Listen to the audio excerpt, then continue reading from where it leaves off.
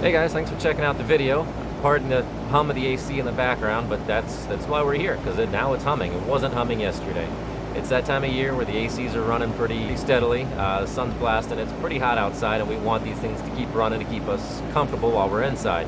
Well, yesterday mine was not. I came inside yesterday evening, and it was mid-upper 80s. It was sweltering hot. It was gross.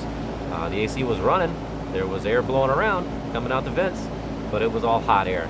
I come outside and this thing is just buzzing. It's not doing anything. It's just making a faint buzzing noise. So went ahead and just checked the breakers. They were all fine. Shut them off. Pulled the panel on the side. Take a look inside, and yeah, sure enough, the capacitor was probably shot. The top of it had a bit of a dome to it, and this thing just looks pretty bad anyway. These things are fairly inexpensive. I went ahead and took pictures, pulled the numbers off the side of it. Hopped online, and yeah, sure enough, they were like $17 to $25-ish if I ordered it, but then I'd have to wait. I didn't want to wait. So this afternoon, stopped by my local AC hardware appliance place, and they had these. Picked this one up for 30 bucks, which is worth it because I don't want another night sweltering heat. So for 30 bucks and about 15 minutes of time, maybe you can get your AC back up and running as well. It was pretty easy. Yeah, this is not a how-to video. I'm not a professional. This is just a how I did video. If you learn from it, great, but I'm not instructing you on how to do it. So be safe. Shut all the electricity off is what I did, and then I pulled the breaker out here, shut that off as well, and then went ahead and took pictures. I wanted to take note of where the wires were just for record.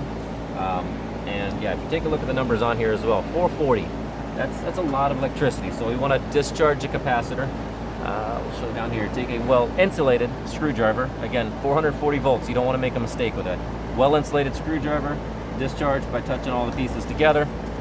Make sure there's no electricity left in there. That'll hold. That's a pretty good charge. That'll pocket pretty well. And then that was pretty much it. Just unplug each of the wires and put it up to the matching terminal on the new one at a time until I had them all switched over.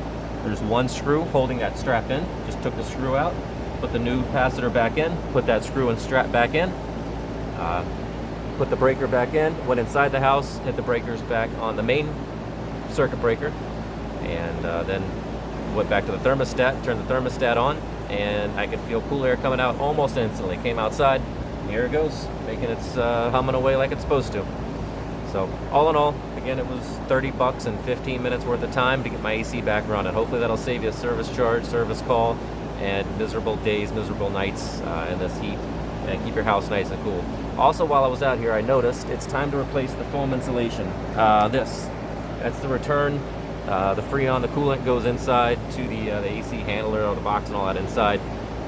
So you want that to stay as cold as possible for as long as possible, and this clearly needs to be replaced. You can follow this all the way up through your attic into the garage, into the house. And you want to make sure it stays insulated the whole way, just for a more efficient system. And that's it. So again, didn't want to make this video. It was only simply because my AC crapped out on me. But hopefully you can learn from it, and hopefully it'll save you a couple of bucks and keep you and your house nice and cool. Help you beat the summer heat, keep you Florida proof. Thanks for watching.